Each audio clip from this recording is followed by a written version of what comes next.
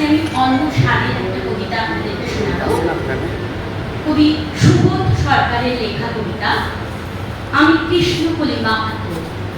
আমি Krishnakoli Mahato, MA PhD।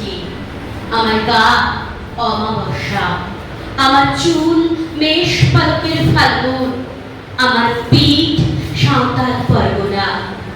আমার দুটো ভাই, একটা পুরুলিয়া, একটা বাঁকুড়া। আমি গড়িয়াহাটার মেয়েদের মতো আশোনা দেখলে ভয়ে পালিয়ে আসি না। বোমায় বাঁ হাত উড়ে যাওয়া বাবা কতবার আমার বই পুড়িয়ে দিয়েছে, কতবার আমার দুঃখী মা বলেছে মেয়েদের বড় হতে নেই। মা, আমি ইউরোপ থেকে ডাক পেয়েছি, এই দেখো ইমেল। দলিত সম্মেলনে আমি পেপার পড়তে চলেছি। মা, আমি তোমার কৃষ্ণকলি মাহাতো, MA PhD। আমি যার কাছে PhD করতাম সেই প্রফেসর আমাকে রায়চকে নিয়ে যেতে চাইলেন। আমি বললাম, কেন রায়চকে কেন? উনি বললেন, রায়চকে না গেলে PhD পূর্ণ হয় না। আমি বললাম, কেন? আমি আপনার বাড়ি যেতে পারি?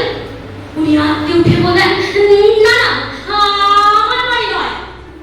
আমার PhD 1 বছর পিছিয়ে গেল। আমি ফোন করলাম, স্যার আমি রায়চকে যাব। হোটেলের ঘরে উনি আমার করে হাত দিলেন, উনি আমার সাঁওতাল পরগনার মুখ খুলে ফেললেন। হয়ে দেখতে থাকলেন আমার বাঁকুড়া, আমার পুরুলিয়া। দুই অগ্নিগোলকের কাছে মুখ নিয়ে এলেন, তখনই চিৎকার, আগুন আগুন আগুন, আমি পারবো না। সেদিন আমার প্রফেসর আমাকে ছেড়ে পালিয়ে গেলেন। আমি কৃষ্ণকলি মাহাতো, MA PhD।